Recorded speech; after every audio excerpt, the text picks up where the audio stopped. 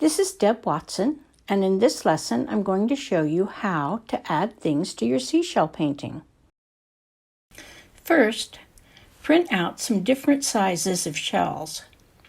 You're going to want all of your shadows going the same direction. Then you can cut out the shells you like.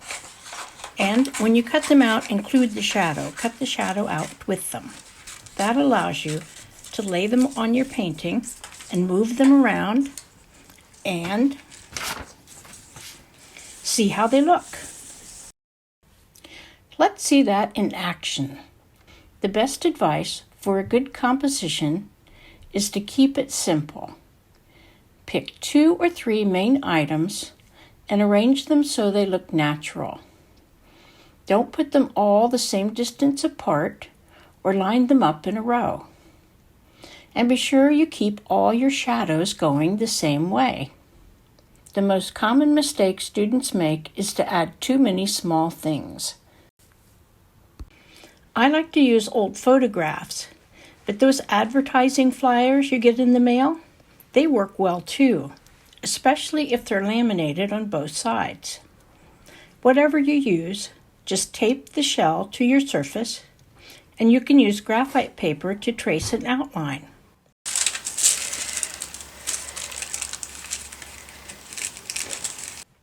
Then cut it out. Now, you want to cut out just the shell, not the shadow this time. Place the stencil where you think it will look good, tape it down, and use Mr. Clean to lift up the paint.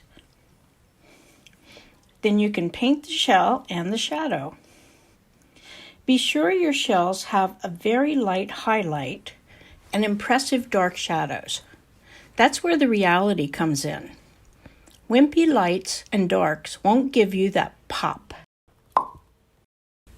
So, you may have to paint several layers of color, especially if it dries much lighter than it looks wet. Next, add your shadows. If you want to add the dark line where the water washed out a groove, just dot on the dark and go around some of the white spots. Did you notice that I keep the photo right beside where I'm painting? I'm not doing that for the video. I do that because it makes it easier to see my subject. And notice that I'm not drawing the shell lines in my highlight area. In a bright highlight, you shouldn't put much detail. You can also gently re-wet areas with your brush and dab up some of the color. That makes subtle highlights in the sand. I'm going to add a little hole in this shell with my dark because I think it's interesting.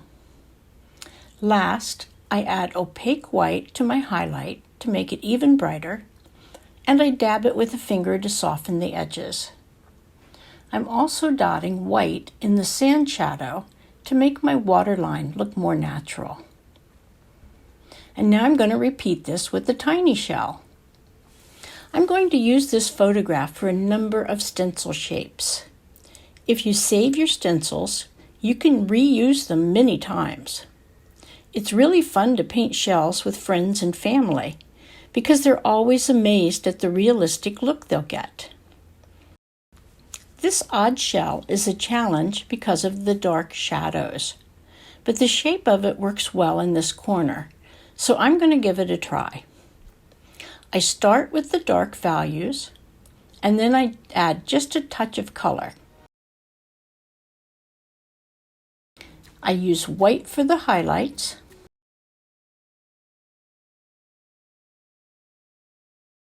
add just a few lines, and it's better than I expected. But don't worry, I'll mess up on another one so you can see me fix things.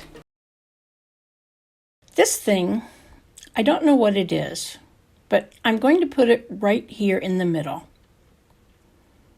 And it's a disaster. It really throws my composition off.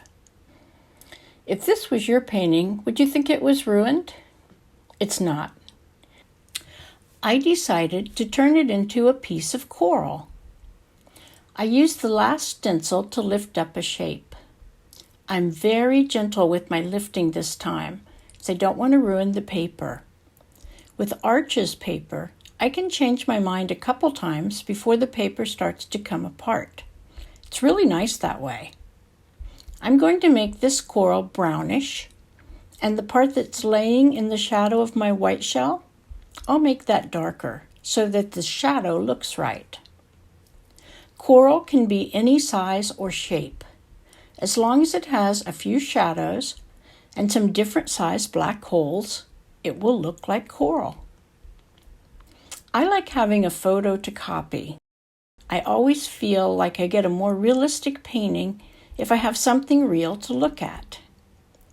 You'll notice I keep adjusting the values and colors. Don't be afraid to spend time playing with your subjects a bit. If you think they need to be a little lighter or a little darker or whatever. Now, the blob is gone, and I'm going to add a few more shells before I make a decision on the water lines behind this thing.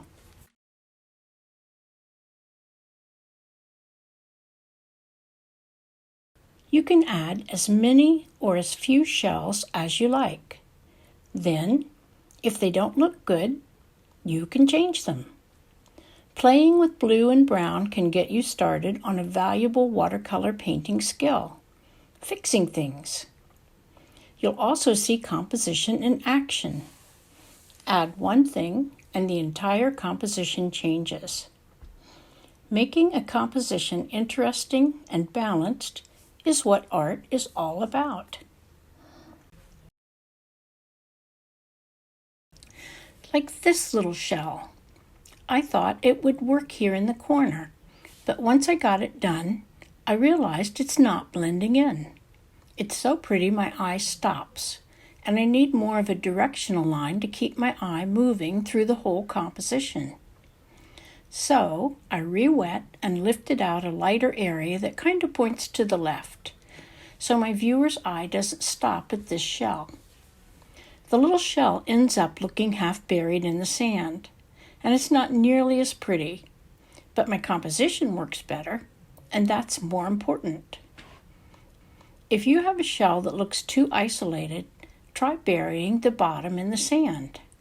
Sometimes you just have to make sacrifices. These water lines are going too.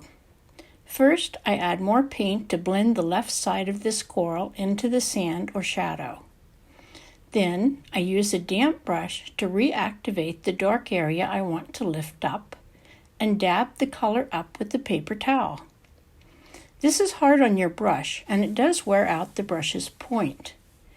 But it's really worth the $6 brush once a month or so to have a nice painting. If you need more color in the lifted area, just paint it back in. It can take practice to be able to merge the color into your painting so it looks natural. But blue and brown are really user-friendly, and the texture of the sand can be a big help. Once you get the color right, you can add the sand texture back by dotting or spattering black and then white.